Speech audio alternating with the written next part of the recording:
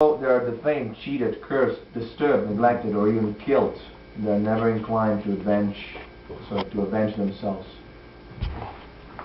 Purport by His Divine Grace, A.C. Bhaktivedanta Swami Prabhupada Ki Jai. Hey, Hare Krishna, how are you, man? Sri Shamika also knew that the Lord does not forgive a person who has committed an offense at the feet of a devotee. The Lord can only give direction to take shelter of the devotee. He thought within himself that if Maharaj Parikshit would countercurse the boy, he might be saved. But he knew also that a pure devotee is callous about worldly advantages or aversions. As such, the devotees are never inclined to counteract personal defamation, curses, negligence, etc. As far as such things are concerned, in personal affairs, the devotees do not care for them. But in the case of their being performed against the Lord and His devotees, then the devotees take very strong action. It was a personal affair, and therefore Shamika Rishi knew that the king would not take counteraction. Thus there was no alternative than to place an appeal to the Lord for the immature boy. It is not that only the Brahmanas are powerful enough to award curses or blessings upon the subordinates. The devotee of the Lord, even though he may not be a Brahmin, is more powerful than a Brahmin. But a powerful devotee never misuses the power for personal benefit. Whatever power the devotee may have is always utilized in service towards the Lord and His devotees only. Srimad Bhagavatam 1:18-48. In discharging such devotional service as ordered by Brahmaji to Narada in the preaching of Srimad Bhagavatam, sometimes a representative of the Lord engaged in preaching work meets various so-called difficulties. This was exhibited by Lord Nityananda when he delivered the two fallen souls, Jagai and Madai, and similarly Lord Jesus Christ was crucified by the non-believers. But such difficulties are very gladly suffered by the devotees in preaching, because in such activities, although apparently very severe, the devotees of the Lord feel transcendental pleasure because the Lord is satisfied. Prahlad Maharaj suffered greatly, but still he never forgot the lotus feet of the Lord. This is because a pure devotee of the Lord is so purified in his heart that he cannot leave the shelter of Lord Krishna in any circumstances. There is no self-interest in such service. The progress of culture and knowledge by the jnanis or the bodily gymnastics by the yogis are ultimately given up by their respective performance. But a devotee of the Lord cannot give up the service of the Lord, for he is ordered by his spiritual master. Pure devotees like Narada and Nityananda Prabhu take up the order of the spiritual master as the sustenance of life. They do not mind what becomes of the future of their lives. They take the matter very seriously, as the order comes from the higher authority, from the representative of the Lord, or from the Lord Himself. The example set herein is very appropriate. A traveler leaves home to search for wealth in far distant places, sometimes in the forest and sometimes on the ocean and sometimes on hilltops. Certainly there are many troubles for the traveler when he is in such unknown places. But all such troubles are at once mitigated as soon as the sense of his family affection is remembered, and as soon as he returns home he forgets all such troubles on the way. A pure devotee of the Lord is exactly in a family tie with the Lord, and therefore he is undeterred in discharging his duty in a full affectionate tie with the Lord. Srimad Bhagavatam 2:8-6. Hiranyakashipu did not know that Prahlad Maharaj was the most fortunate person within the three worlds, because Prahlada was protected by the Supreme Personality of Godhead. Such are the misunderstandings of the demons. They do not know that the devotee is protected by the Lord in all circumstances. Srimad Bhagavatam 7:8-12.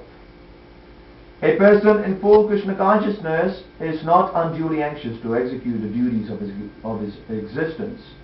The foolish cannot understand this great freedom from all anxiety. For one who acts in Krishna consciousness, Lord Krishna becomes the most intimate friend. He always looks after his friend's comfort, and he gives himself to his friend, who is so devotedly engaged working 24 hours a day to please the Lord. Bhagavad Gita Lecture 1858. Translation: This is the natural result of intense love of Godhead. The devotee does not consider personal inconveniences or impediments. In all circumstances, he wants to serve the Supreme Personality of Godhead. Purport: It is natural for those who have developed intense love for Krishna not to care for personal inconvenience and impediments. Such devotees are simply determined to execute the order of the Supreme Personality of Godhead, or His representative, the spiritual master. In all circumstances, even amidst the greatest dangers, they undeviatingly carry on with the greatest determination. This definitely proves the intense love of the servitor. As stated in Srimad Bhagavatam, Tatte Nukampamsu Samikshamana. Those who seriously desire to get free from the clutches of material existence, who have developed intense love for Krishna, are worthy candidates for going back home, back to Godhead. An intense lover of Krishna does not care for any number of material discomforts, scarcity, impediments, or unhappiness. It is said that when one sees apparent unhappiness or distress in a perfect Vaishnava, it is not at all unhappiness for him. Rather, it is transcendental bliss. In the Shikshastaka, Sri Chaitanya Mahaprabhu has also instructed, Ashri Seva Padadatam Pinastamam. The intense lover of Krishna has never deviated from his service, despite all difficulties and impediments brought before him. Sri Chaitanya Charitamrita Madhya Lila 4:186. A devotee of Krishna is never in a miserable condition, nor does he have any desire other than to serve Krishna. He is experienced and advanced. He feels the transcendental bliss of love of Krishna and always engages in his service fully protected. Sri Chaitanya Charitamrita Madhya Lila 24:182. In another Pancharatra, Lord Shiva therefore tells Parvati, "My dear Supreme Goddess, you may know from me that any person who has developed the ecstasy of love for the Supreme Personality of Godhead and who is always merged in transcendental bliss on account of this love cannot even perceive the material distress or happiness coming from the body or mind." Nectar of Devotion, Chapter 19. If one is situated firm in Krishna consciousness, the gravest type of danger cannot disturb him. It is such a nice thing. Yasmin sito na dukkena guru napi. Guru. Guru means very heavy, very heavy. Guru napi dukkena na vichalayati. He is not disturbed. He is not disturbed. Of course, it may be stories, but I am telling you of my practical life. In 1942, there was heavy bombing in Kolkata. Heavy bombing in Kolkata. By once or twice bombing, all the population vacated. Calcutta was a city of no man. But there were, of course, many people remained there, those people who could not leave the city for some urgent or some other business. So some or other, I had to remain in the city. And on the 12th December 1942, I remember there was heavy bombing. But fortunately, we stayed perplexed. We saw something, fireworks is going on. So let us enjoy laughter. You see, makes sound of bomb coming down. Do-dee-dee-dee-dong, like that, so many bombings. So what can be done? There may be so many dangers in our life because it is a place only full of dangers. We do not know because we are foolish, we're trying to adjust these things. That is our foolishness. We should, just like in a railway carriage, you are being transported from one place. Suppose it is crowded, so instead of adjusting the crowd, better tolerate for a few hours and get down and go to your destination. Similarly, we may have many dangerous spots in this material life, but if we are preparing ourselves for going back to Krishna and Krishna consciousness, then these things will not be cared for. Let them happen. Agama paino anityas tamstidikshashva bharata. They come and go. Let them happen. The bombing was not for all the days. All right. Let them take place for a few hours or a few days. We have to adjust like that, but it is very difficult to adjust. But one who is situated in Krishna consciousness, he is not disturbed. He is not disturbed. That is the technique of not being disturbed. The more we advance in Krishna consciousness, we become free from this material entanglement. Bhagavad Gita Lecture 6:21 up to 27, New York, September 9th, 1966. Translation: being situated in his original Krishna conscious position, a pure devotee does not identify with the body. Such a devotee should not be seen from a materialistic point of view. Indeed, one should overlook a devotee having a body born in a low family, a body with a bad complexion, a deformed body, or a diseased or infirm body. According to ordinary vision, such imperfections may seem prominent in the body of a pure devotee. But despite such seeming defects, the body of a pure devotee cannot be polluted. It is exactly like the waters of the Ganges, which sometimes during the rainy season are full of bubbles, foam and mud. The Ganges water do not become polluted. Those who are advanced in spiritual understanding will bathe in the Ganges without considering the condition of the water. Nectar of Instruction, Mantra 6. This was the position of Prahlad Maharaj. He was seeing always God, Krishna, but his father was not seeing because he was an atheist. He was asking, challenging, where is your God? You're talking of so many times God. All right, I shall teach you a lesson today. So he took his sword and wanted to kill his own son. atheist is so unkind, cruel, that he is prepared to kill his own son, beloved son, 5 years old. That is atheism. And theism, the father who tortured him so much. So after the death of his father, he's praying to Nrsimhadeva, please excuse my father. This is theism. So that is the difference between Krishna consciousness and ordinary consciousness. They're very kind, everyone. Vancha kalpa turubhyascha kripa sindhu vyavacha. You utter this prayer, kripa sindhu vyavacha. Vaishnava is the ocean of mercy. There is no end. As you cannot, I mean to say, draw all the waters from the ocean, it is not possible. Similarly, a Vaishnava, a devotee, ocean of mercy, you can draw from it as much mercy as you like, still it is full. The Srimad Chaturdashi lecture, Lord Srimad, the Appearance Day, Boston, May the 1st, 1969.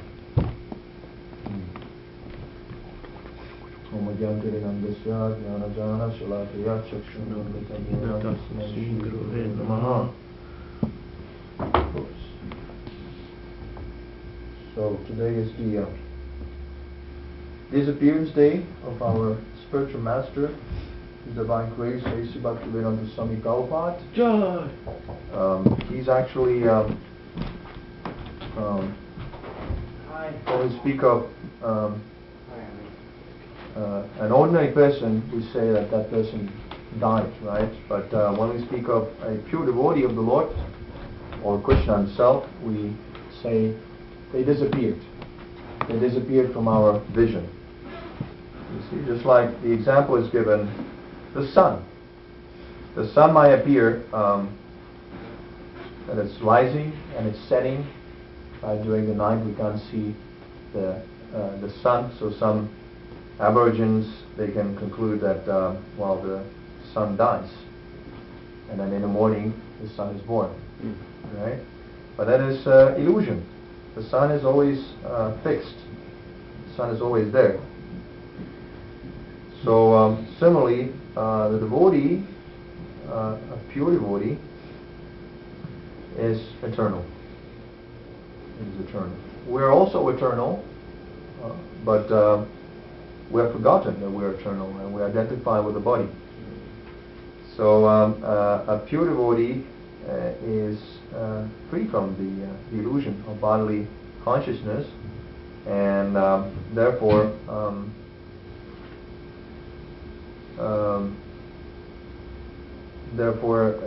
there's no question of death for them, and there's no question of having any material entanglement. Unless one is freed from the influence of material nature, he cannot become a spiritual master. The spiritual master is teaching us how to get out of the entanglement of the material modes of nature. We're all suffering on account of being subjected to the reactions of our previous karma, to the influence of the material modes. But the spiritual master, a pure devotee, he's teaching us how to get out of the influence of Maya, the material energy, Durga, chastising energy of Krishna. And therefore, he has to be liberated. He has to liberate. He has to be liberated. If he's not liberated, he cannot liberate us. Right?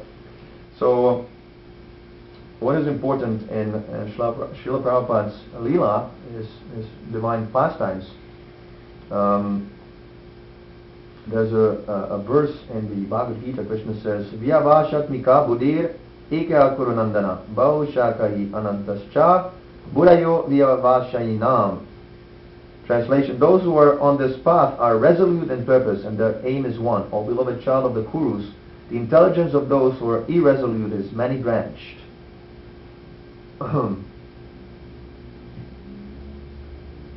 Many-branched. So the pure devotee is fully surrendered to Krishna. Krishna is controlling everything. Everything. The material energy, the spiritual energy, he is the supreme controller. But we think that I am in charge. The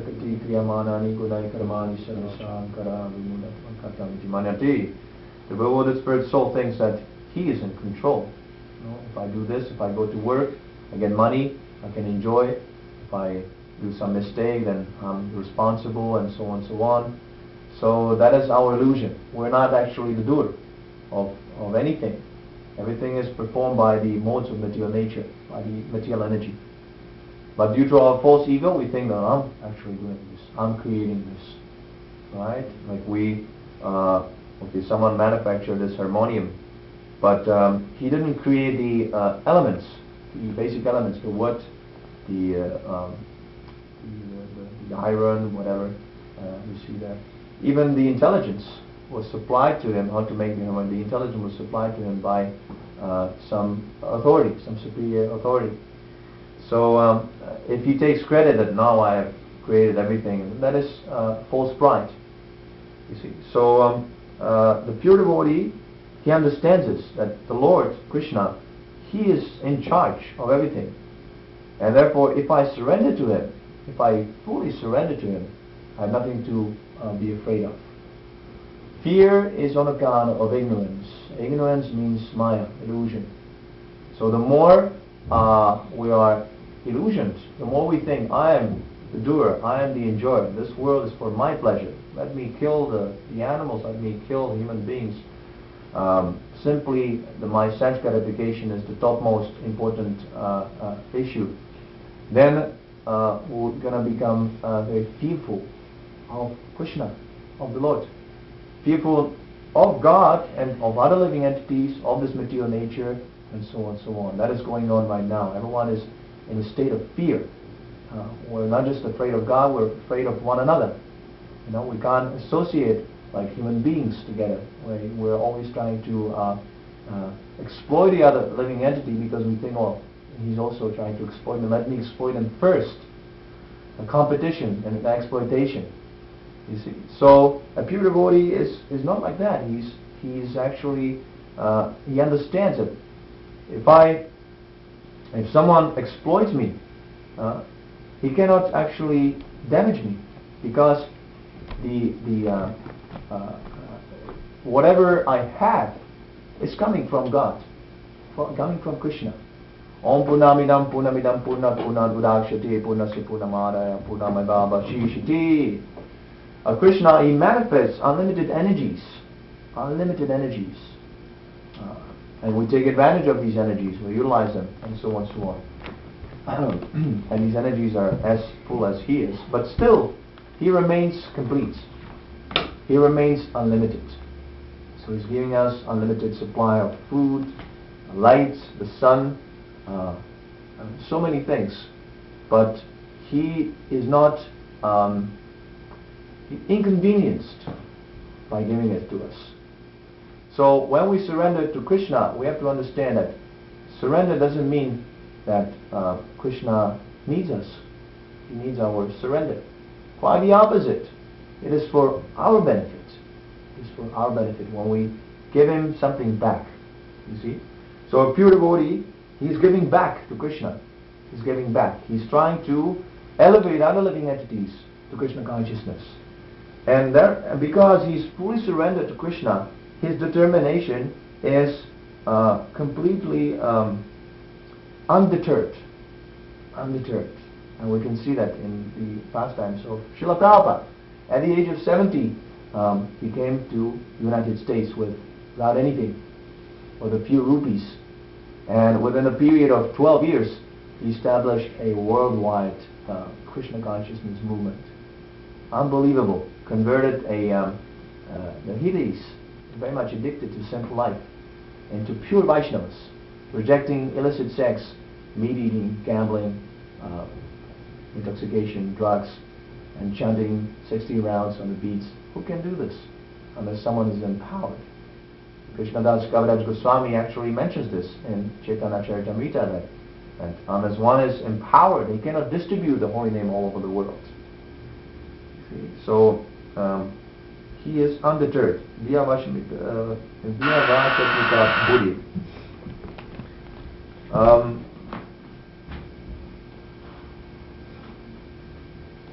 This material world is compared to a prison house. Why are we here in this material world? Because we want to become God. We want to be the supreme enjoyer. And because that is not possible to become God, God is eternal, he actually, Krishna, he manifests this material world to give us the illusion, that we're the master. In his prison house, who goes to the prison house? Criminals. People who are criminals. When the pure devotee appears in this world, the criminals, instead of taking advantage of his teachings, they become envious. Just like in a prison house, everyone is digging with digging stones. It's the prisoners, they have to work very hard. When the pure devotee appears and he says, "You give up this nonsense engagement. You are eternal. Your original, your normal condition is to serve Krishna out of love. That is your natural state. Instead of taking advantage of his teaching and going out of the prison walls, the prisoners become envious and they say, "Oh, why you don't dig the earth? Why you don't work hard? Where's your chain? Where's your ball?" and so on and so on. And they're looking at a pure devotee, trying to find some material defect. You see? So, because we're all envious of Krishna, we're also envious of this pure devotee.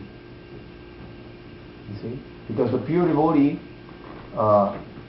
he doesn't speak of anything else except Krishna. See? Doesn't speak of economics, politics, this and that, this and that. He might even speak of these things, but always he brings it to the context of Krishna. You see? And because we hate Krishna, we want to kill Krishna, naturally, a pure devotee becomes the target. So you can see that a very famous example in the Western countries, Lord Jesus Christ. See, he said, "Thou shalt not kill. Love thy neighbor." Right? He says, love your neighbor. If the enemy comes, you turn the other cheek. If the enemy slaps you, turn the other cheek. He says that, it's very nice to love your family and your so on and so on, but I say that you also love your enemy. You also see such a nice personality, Lord Jesus Christ. But the first thing they did, they killed Jesus Christ. They put him on a cross. See? So now the question might be raised, that why God allows this? Why God is punishing this pure devotee in the material world? See, that is an actual question. If God is supposed to get protection, why is he not interfering? Why he didn't say, "Oh, wait a minute, what are you doing? This is my son, Lord Jesus Christ. I'm going to smash you." Why he didn't kill all these Romans or whatever, Pharisees? Why he didn't do so? See. So Srila Prabhupada explains that the Lord, he utilizes this pure devotee to teach us about the nature of this world. About the nature of this world. See, if a pure devotee like Lord Jesus Christ or Srila Prabhupada is persecuted, is attacked, what to speak of us? What to speak of us?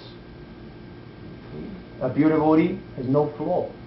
He doesn't have any mistake, any bad intention. Still he's persecuted. Still he's persecuted. This is the nature of this material world. Fully condemned. You see? But a pure devotee, he never considers, "Oh, these people, they're rascals, they're evil," and so on and so on.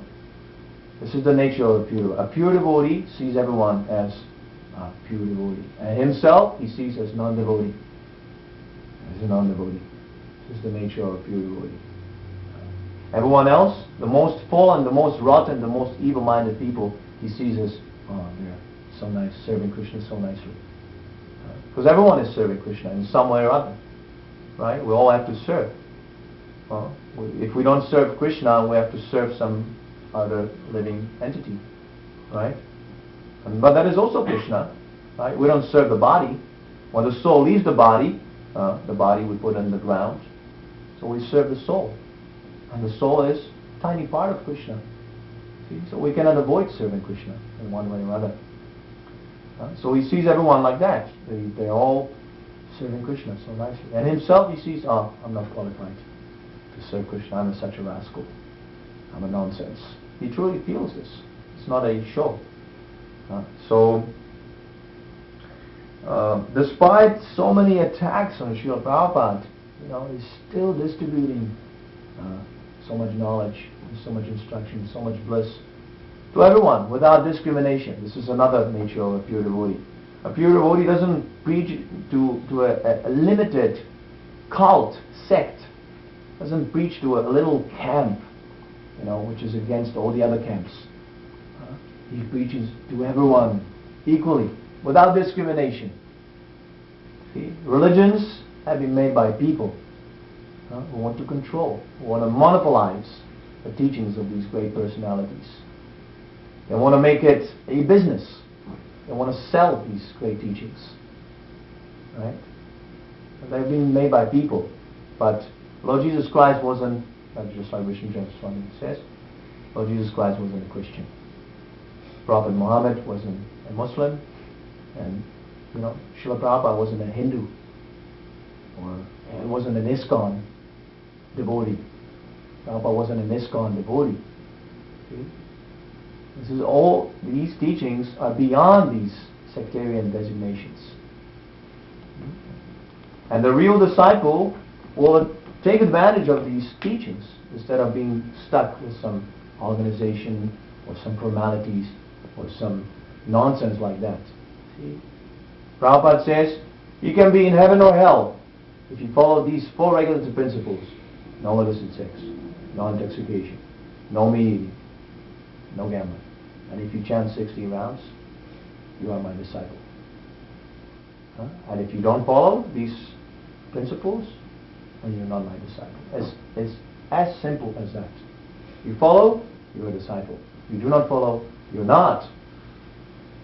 You can have a very nice title, this and that, many followers, whatever. If you don't follow Srila Prabhupada's instructions, you're not his disciple, you're disconnected. See, so that's all that matters. And there's so many devotees who are following Srila Prabhupada's instructions, despite the fact that they never had any physical connection with Srila Prabhupada. Are they deviant? Or claiming that they're disciples of His Divine Grace? No, not at all. Not at all. They're the real disciples. They're the real disciples. And then there are those who have met Him physically. There are many exchanges, many personal so-called association. But they do not follow even the simple principles. Engage in simple life. You see? So they're not His disciples. They might have been disciples. They might have made an attempt to become disciples. But they're no longer disciples. See, this is the problem in the modern India. The people claim to belong to a certain caste, Brahmins, Kshatriyas, and so on, the basis of some material consideration. I was born in a family of Brahmins, so I call myself a Brahmin. Right? But do you have the qualification? No. Eating meat, engaging in illicit sex affairs, so many things. So what kind of Brahmin are you? See? Whereas a Western Lacha, so-called Lacha Yavana, a fallen person from the West, if he follows a pure life, if he follows the lifestyle of a Brahmin, then he should be considered Brahmin. See? Never mind that he was born in that place or that place, he was born in a Brahmin family. He's following. He's following the rules. Right? So that's why he should be considered a Brahmin. So similarly, someone who might not be officially considered to be a disciple of Srila Prabhupada, but he's following the instructions of Srila Prabhupada, he should be considered also Srila Prabhupada's disciple. And those who are claiming I'm a Srila Prabhupada disciple and so on, but do not follow these simple rules and regulations, should not be given such recognition. Should be rejected. Srila Prabhupada says, There are many envious people in the dress of Vaishnava in this Krishna consciousness movement. A jealous person should not be served, should be completely rejected. You see? So in order to distinguish, we have to become serious ourselves. We should not be mesmerized by the show, by the externals, by the caricatures. We should hear what the person says. The real disciple never contradicts the spiritual master. Srila Prabhupada says, he says that I have never felt any separation from my spiritual master, because the spiritual master lives forever, and the follower lives with him if he follows his instruction. You see, so the guru never dies. This is a great misunderstanding. The guru is eternal, and the disciple is also eternal if he follows his instruction. So what is that instruction of Srila Prabhupada? Yes, you can also become a guru. Why not? Actually, he says that all my disciples are gurus. All my disciples are gurus as long as they follow the principles. Not that one particular disciple now becomes a guru, or a certain section of disciple become a guru. No, that's not what Prabhupada says. He says all my disciples are guru. See? You're also a guru. If you chant Hare Krishna, if you tell people chant Hare Krishna, you're a guru. You might not be perfect in your realization, but it will do the job. If you simply instruct people chant Hare Krishna and they will chant Hare Krishna, your job is done. So we should not be faced by these rascals. Srila Prabhupada is undeterred in his determination to spread Krishna consciousness movement despite all obstacles. See, the society, his organization might not work at this present moment, but we should not neglect the order of the spiritual master. We should not neglect. He wants that all the other living at peace also take advantage of this Krishna consciousness movement. So many obstacles are there, of course. Many people are envious, but if we simply stick to the instructions of the spiritual master, and all the successes, all the successes is coming.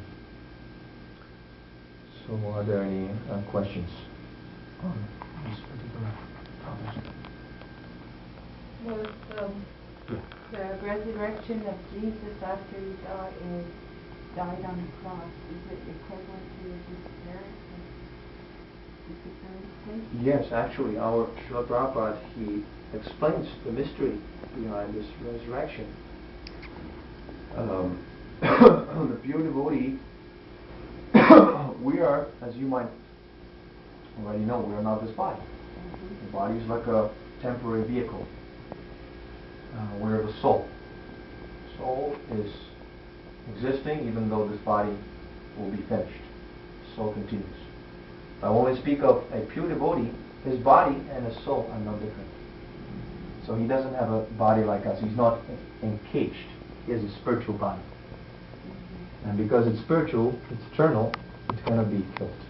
So Srila Prabhupada, he actually lives. But to our external vision, it appears that he's no longer here. So similarly, Lord Jesus Christ, he's also here, still living. Yeah. But to our external vision, to the demonic people who want to see him dead, he appears that, yes, look, you have killed me. To put them further into bewilderment. You know, because when they think, oh, we have killed Jesus, ha ha ha, they become more atheistic. And then they will make more sinful activities, and that's why they're going to get more and more punishment by Krishna. Okay, thank you. Just seemed like it was kind of in the same line of thinking. Yes. Or the history. Yes, all these devotees, pure devotees, they teach the same thing. Love God. Don't love your society, friendship, and so on and so on. First, you love God. Then the others will come automatically. And none of them actually encourage sinful life. Of all the incarnations, or Buddha, or Jesus, and so on and so on, they're all against sinful life. They all tell people, please do not commit sinful activities. So people who who want to justify their sinful activities, they will take advantage of a particular teaching and they will change the teaching so they can go on the strength of the Bible or the Bhagavad Gita and so on and so on. They can go on in their sinful life and still claim that I'm a follower of Jesus Christ, I'm a follower of Srila Prabhupada or Buddha and so on and so on. And that's why there are so many differences, so many conflicts between religions. But those who follow the teachings of these great personalities, they have no conflicts. It's a universal language. That's right. We're not concerned with the spiritual master. We're concerned with his instruction, because that instruction is one. But people who are into fighting, they say, my spiritual master is different, and your spiritual master is different, and your religion is different, your religion is different, and so on, so on, so on. Divide and conquer. Divide and conquer, that's right. If you analyze the lives of these people who are into conflicts, none of them actually follow the teachings. They all engage in sinful life. Because if we follow these teachings, we give up sinful life, if we glorify God, if we try to love God, then naturally they will love all his sons and daughters, our brothers and sisters. Naturally. It will naturally come. No need of separate endeavor. No need of separately trying to water the different branches of these. If you simply focus on God, it comes naturally. Just like we offer to Krishna, we offer nice preparations. We're automatically vegetarian. We're not vegetarian separately because of some moral reasons and so on and so on. If we simply are serving Krishna what he wants, we don't think whether vegetarian or meat or this and that. But if we serve Krishna, automatically we're vegetarian. You see? So like that. It comes hand in hand. Comes in hand. Like a normal, well, I wouldn't say normal, logical way of proceeding. The body doesn't want meat after something like death. That's right. So you're living your energy, pure energy.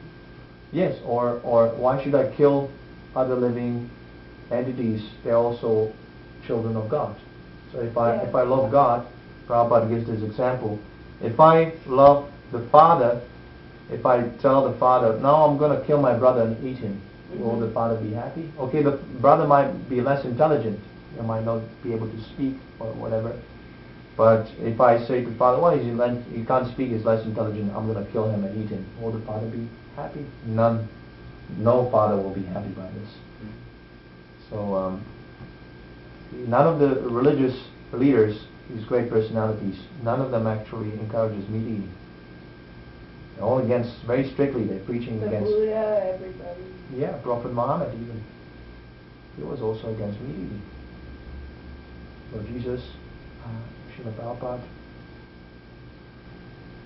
But because people want to indulge in meat eating for the pleasure of the tongue, they twist the teachings of the Bible or so on and so on, and then they say, oh, you are a different religion. We're not different, we're all the same. You're different. You're separating yourself from God because you do not follow his teachings. Well, a lot of it is the cultural or ignorance too. People just don't know any better. Yes, but see, Prabhupada is explaining that if someone commits a crime, like in Quebec, let's say he kills someone, and then the police comes, and he says, well, I didn't know. Oh. He will not be excused. Okay, see, that's a good analogy. Yeah, this is our responsibility in a human form. It's everyone's responsibility to learn the law of the country. See, we're never educated in school like about the different laws. Right? You learn mathematics and this and that, but they never teach you, okay, this is the law and this is the law and you cannot do this, you cannot do this, da. That is your responsibility. Right? You're taking advantage of the state. There's so many services we're taking advantage of. So we also have responsibility. Similarly, we're taking advantage of God's gifts, his food, his sun, his so many things. Everything pretty much is given by God. The clothes, everything. So we also have a responsibility. You know, we have to get back, and we have to be careful not to violate the rules of God. And if we follow, then life is very nice. If we violate, then it is our problem. It's not God's fault. You feel the discord. Yes, people find so many excuses. Well, it's this and that. I'm used to it, and I eat meat since I was a child, and da, da, da, da, da. Yes, that is there. Yeah, but see, we have, the soul has such a potency that if you decide that I want to be nice, I want to be a gentleman, then Krishna will help. Yes, He will purify us. This Hare Krishna mantra, it's so easy. You simply chant Hare Krishna, Hare Krishna, Krishna Krishna, Hare Hare, Hare Ram, Hare Ram, Ram Ram. If you chant seriously, then all the sinful activities will vanish. They'll be all finished. They'll all be purified. Yeah, all purified. When there is sun, there cannot be any darkness. When there's darkness, there cannot be any sun. Just simply one ray of light dissipates the darkness in the morning immediately.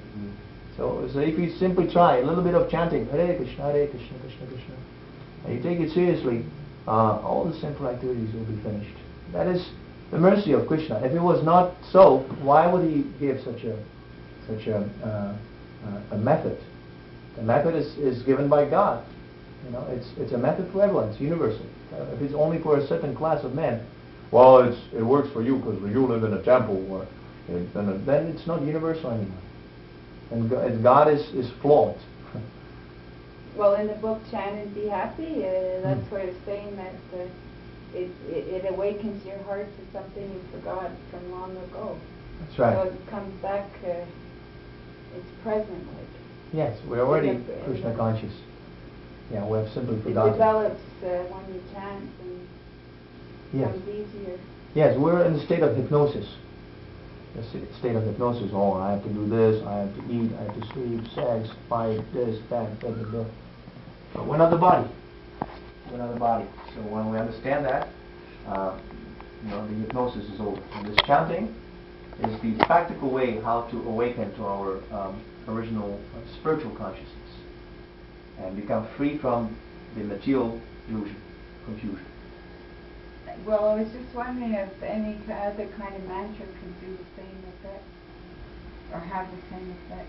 Like there's so many different mantras that maybe they're not as effective.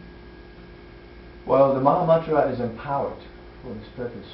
Maha Mantra is recommended, especially for this age of Kali. It is not different from from Krishna. The sound, just like Srila Prabhupada is not different from his body, Krishna is not different from his name. So when we chant seriously, then Krishna manifests on our lips. And Krishna is the Supreme Pure. So if we associate with the Supreme Pure, we become also pure. As simple as that. The vibration. The vibration. Yes. So along with the chanting, we should make sure that we follow the principles. No illicit sex, no meat eating, no intoxication, no gambling. We can chant, but if we indulge in these activities, the mantra will not have that much potency. It's just like you try to ignite a fire, but if you pour water on it at the same time, or if the wood is dry, it's very difficult. It will take a long, long time. But if the wood is dry, immediately the flame is there. Yes. Okay. So Prabhupada says 16 rounds we should chant on the beats. If it's not possible right away, make a fixed number of rounds per day. Let's say 1 round or 2 rounds. Start simple. Start off simple. Start off simple. Just estimate your powers. Like, this is how I feel. I can do this, and you make a commitment. Yes, I want to have a relationship with Krishna. The relationship is not just once in a while. It's on a daily basis. We have to take care of our relationship. So we chant on beats. Hare Krishna, Hare Krishna. 1 round, 2 rounds. Doesn't matter. Even if it's 1 round, it will make a difference. If it's on a daily basis, it will make a difference. When's the best time to do it, though? Is there a best time or any time? The best time is in the morning. Morning? We usually wake up at 4. Oh. But if it's not possible, any time of the day is good. I see. Haribo. Anything else? Any other questions on the topic? Yeah? You see, you mentioned about responsibility. Okay. You know, like the state, the schools might teach you certain things, and the rest you have to kind of like figure out for yourself, just based on your own endeavor and your own integrity, your own intelligence. Like, it made me think of something like you said. You learn certain things, but then there's certain laws like that you have to. You don't learn all the laws of the state, but you have a responsibility to find out what they are. Find out certain things for yourself. So for example, like crossing the street, you know there's a red light, and it's just logic that not necessarily you won't necessarily need the handbook for that, and for the more complex laws. Just the point being taking responsibility, and ultimately the law of God is that we should love Him. The rules and regulations is just for people who are materialistic. But that's not the aim. To follow the law is not the aim. The aim is to love God. So that cannot be taught. That cannot be instructed. That is just like Susan. She said, it's already within ourselves. It has to be reawakened. I can't tell you that now you love Krishna. If you don't love Krishna, I'm going to kill you. That's not going to work. That's not going to work. Okay, I'm going to love Krishna. All right. And you're all shaking. That's like the Catholic religion when I was brought up in the 50s in the church. Yeah, well, that is they're going to kill you, but you had a lot of guilt, and you had to go confess your so-called sins to the priest, which is as a child, like what sins do you really have? Yeah, it's not real religion. It's like it organized, puts your mind in that. Actually, Krishna says that you abandon these religions. At the end of the Bhagavad Gita, he says, this so-called religion, you give it up. You give it up. Simply surrender unto me. Don't surrender unto church, organization, this, living guru, or so many things. You surrender unto Krishna. No, because that's what you already are. You already love Krishna, but you don't understand where He is. We love Krishna in our children, our family, our girlfriend, boyfriend, that dog. So we simply have to redirect to Krishna, the original. So you mentioned always coming back to the root. That's right. Go to the source. Einstein once said something in that regard. It made me think of this while you were talking, when he said, I wish to know the thoughts of God, the rest are details. I think he said about the Bhagavad Gita, he said, I wonder how God created the universe, the rest are the details. If it was in reference to the Bhagavad Gita, it could have been. I really can't say. That's a quote that I read. Yeah. You could be right. Yeah. He said, I wish to know the thoughts of God, the rest are details. That is the real scientist. Yeah. Yeah, he's inquiring about the ultimate cause. The perfect science. Whereas the so-called scientists, they're satisfied with, like a superficial knowledge. Just like, it's there. I don't know why it came, but I just accept it. So actually, we say that the so-called scientists are believers, and the real scientist is someone who knows God. I think they're starting to come to awareness now with trying to combine the two. Science and religion. Yeah. Or the universal principles of the spiritual principles. Well, unless they take shelter of a guru, they can't. They can't come to light. Someone who's bound.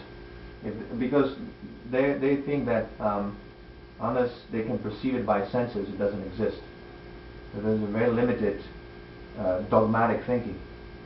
So there must be someone who tells them about the things which are beyond their sense perception, and that is the spiritual master. There's a lot of unexplained theories that's happening. Yes. Yeah. I have a question. Yeah, please do. How do you share this knowledge with people who are still under hypnosis? If I were to speak of the fact that I don't eat meat and somebody confronts me on that and tries to prove me wrong, how do you remain in non-judgment towards them? And well, not eating meat is not perfect. Yeah. Because you go to a lot of places and they're eating meat, and I says, well, it's so hard to cook for you. What are you going to eat? Like, Well, You mean like when you go... No, I had a personal experience once where somebody was trying to prove to me that I should be eating meat. Like, I have teeth that are made by teeth. God. No, you don't.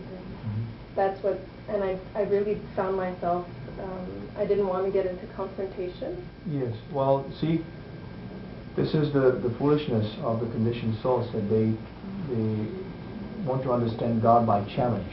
Exactly. That is not possible. So their very method is wrong. They try to understand God, who is unlimited, by their limited brains. So in order to understand, they have to awaken inquisitiveness. It is not possible to explain to them unless they themselves inquire by their free will who is God and what is His order. You know? If someone asked me like that, if someone told me like God told us this, I would immediately challenge him. I would say, who is God? Who is God? Tell me, who is God? Do you know who is God? That's what I said. You see, we have a very definite explanation. Yes. In our Vedic literatures, we give the form of God, the pastimes of God, the character of God, everything, the different how His energies are working, and so on, so on. So, do you know? Do you have any definition like that? Do you know how God looks like? Do you know His name? No. So why do you challenge? You should accept. If you're looking for God, then you should accept. If I give you the information you're looking for, and you say no, I don't want to take it, but you have nothing, then you're stuck. You're biased. So then we have to prove to them first that they're actually biased. They're closed. They have to open up first of all. Then we can preach to them about this understanding. You know? But even for people who are closed, our method is that we go out and we chant the Hare Krishna Mahamantra. We go out on the street and we chant Hare Krishna, Hare Krishna. Even people who are closed, even people who don't want to understand, they have to hear. And Srila Prabhupada mentions in one of his early articles, back to Godhead, that this Harinam, this Sankirtan, is just like a heart surgery. Heart surgery, if they operate the heart, you have to be very, very careful. This Mahamantra penetrates the ear and it goes right into the heart. See? It penetrates all the layers and enters the heart. It communicates with it awakens the spirit soul. So people might not believe in Krishna, they might not understand, they might not have the desire. If they simply are exposed to the sound, the soul becomes awakened, and then the natural inquisitiveness will come. So, everyone should support this movement. We're chanting, and we need people to help us, so we can expand the chanting parties. We go downtown, we chant, and people are so. Everyone, when we go out, people they start to smile. Yeah. Everyone appreciates the Hare Krishna chanters. Everyone, you can see it. It's not a belief; it's a fact. Everyone is Krishna conscious. It's not a sectarian religion, sectarian group. It's for everyone. Everyone is Krishna conscious. And by this chanting, if we simply chant in the city, more and more people will be purified. More and more people will try to question the activities, and then we can give them the explanations. But I'd say biologically the teeth weren't meant to eat meat, because they have a long incisor and the back part, they're more for chewing vegetable and fruit. Yes. Physically, biologically. Yes, but Prabhupada says that those who want to eat meat, God also gives the facility. So there are the canine teeth are there for that purpose. Yeah. God really equipped us with everything, really. Yeah, you make your choice. You have beautiful teeth, by the way. If you want to eat meat, He will say that, well, why do you need this human form? That's for people who want to understand about God. That's not for you. Take a nice body of a tiger, and you can have meat as much as you want. No, You're against vegetables? You don't like vegetables? No problem. Go have a body of a tiger. He doesn't need any vegetables, any milk, any sweets. Tiger milk. Okay, all right. I'm only kidding. Jai Srila Prabhupada ki Jai. Namo Vishnu Padaya Krishna Vishnu Srimad Bhaktivedanta Swami Namaste Saraswati Guruvani Prasad.